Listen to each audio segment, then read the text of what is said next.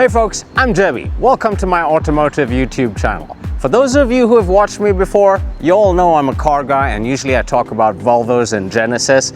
But today I have something very special lined up for you because we're going to go back to the brand that made me fall in love with cars. Welcome to Germany, a place where history, culture, and engineering all collide and create beauty.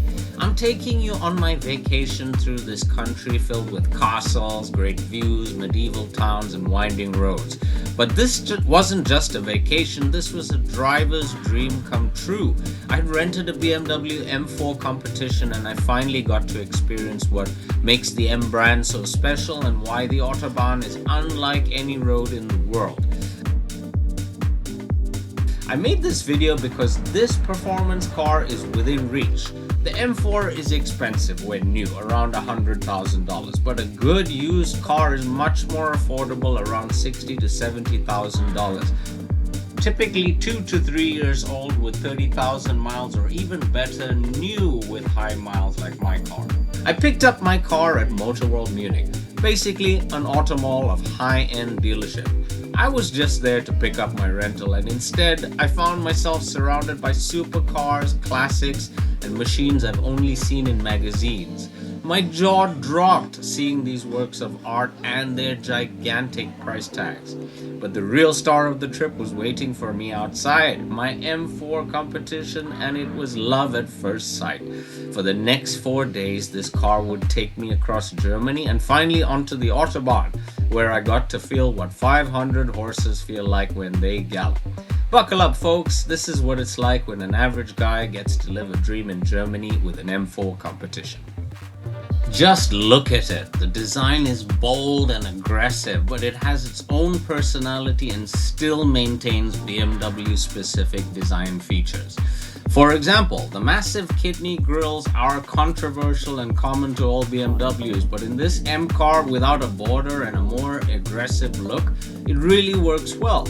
The Hofmeister kink in the rear window, also in all BMWs, may not look great on a boxy car, but it works really nice with the coupe look. All BMWs have sculpted long hoods and quad lights, and these finish off the final coupe look. Step inside and you're greeted by a cockpit that's all about the driver. The seats hug you in place, the dash curves towards you, and everything is within easy reach. The back of the car shows the swept-back look of the carbon fiber roof and quad exhaust pipes that make the coupe look. It is also very practical. There's room in the back for passengers, and the trunk easily swallows 2 full-size suitcases. It's a sports car that could really be a daily driver. This engine is BMW's legendary straight-six twin turbocharged engine, and it's pumping out over 500 horsepower.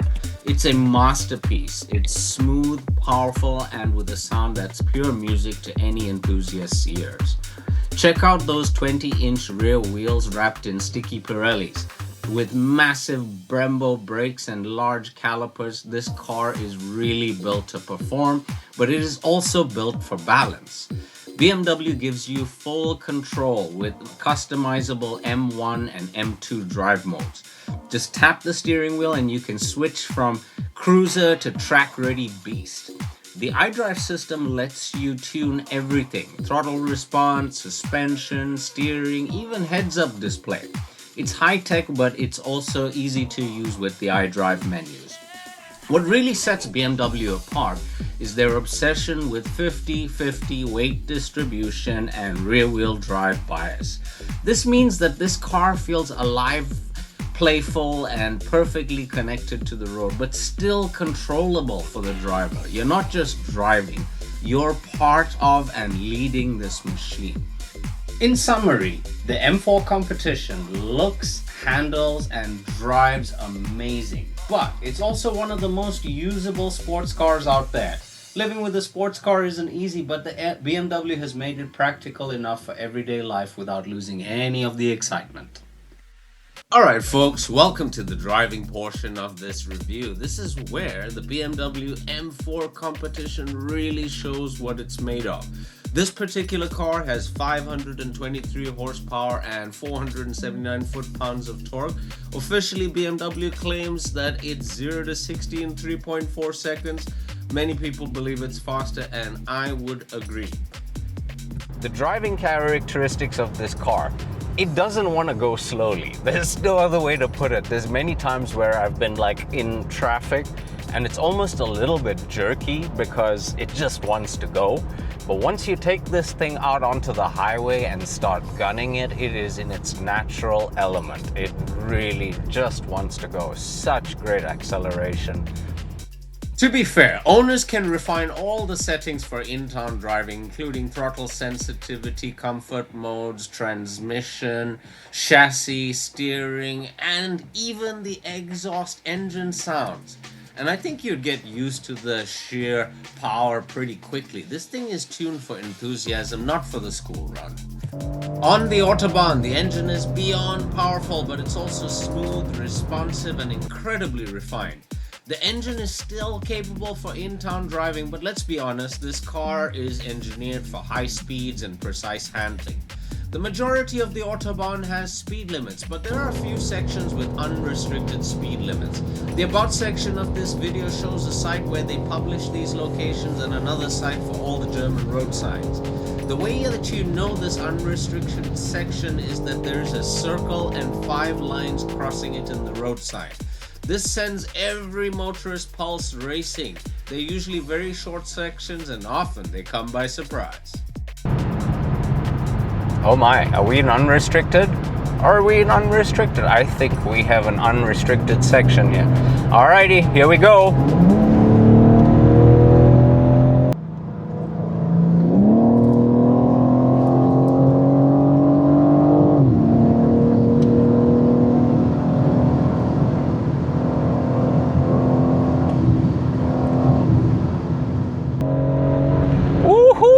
Just listen to that engine. Oh my god, that's beautiful. And German drivers are so good. It's unreal. Everybody's really disciplined out here, you know. Everybody yields when it's time to, and when you get to these unrestricted sections of the road, all of a sudden everybody knows that you're on an unrestricted section and they gun it. Oh boy, do they do. For example, this is rush hour on the Autobahn. Notice the vehicles on the left of me are driving in the median and with their blinkers on. That is to create a space in between us so emergency vehicles can drive through at all times. Amazing. The world can learn from this. Traffic turned out to be my biggest limitation in these unrestricted sections. Here's where I accidentally discovered that I booked my holiday right in the middle of a small German festival no one's ever heard of called Oktoberfest. There was traffic everywhere. You cannot overtake on the right in Germany. This is not America where people do that all the time. Everybody is really disciplined about that over here. I'm not kidding when I say like German drivers are the best. They are so disciplined about sticking to speed limits and yielding and just everything across the board. This car, you know, when you want to accelerate, I mean, it just really goes. But the thing that I really appreciate most is probably the braking power. It's got these gigantic Brembo brakes that really stop this car in a second. Take a look at how quickly this car slows down from 190 kilometers an hour when the car in front of me hit the brakes suddenly, and I also had to slow down. BMW absolutely nailed the braking system on this car. The pedal feels firm and the stopping power is immense, but it isn't grabby or touchy. Even after lots of high speeds runs, the brakes stayed very consistent and were confidence inspiring.